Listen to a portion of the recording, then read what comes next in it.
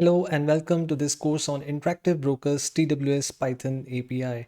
My name is Karthik Vasan and I'm going to be taking this course. So a little background. I'm founder of Zovaco, which is a startup in the area of quantitative finance and computer vision.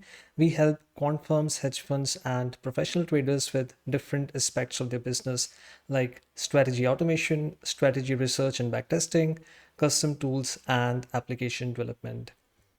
I have bachelor's and master's in electrical engineering from IIT Delhi.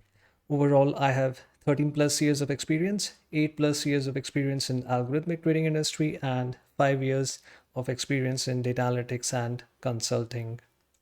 So I was introduced to interactive brokers in the year 2014 by a friend of mine when I was looking to automate my trading strategies.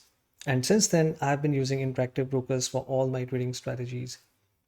Interactive Brokers is one of the most popular brokers amongst professional traders and small quant firms. And one of the main reasons for that is because they have a very stable and robust API. This API is available in multiple languages like Python, C Sharp, and C++. Of course, the focus of this course is on their Python API.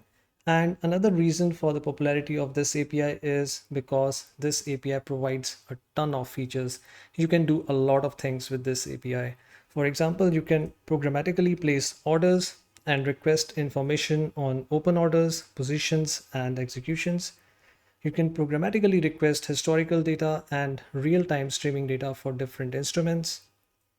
You can do real-time monitoring of your portfolio and account. So I'm creating this course to share my learnings and knowledge of Interactive Brokers TWS Python API with people who are interested in algorithmic trading and quantitative finance. This course will help you get started and running with TWS Python API very quickly. I'm super excited to have you in this course. See you inside.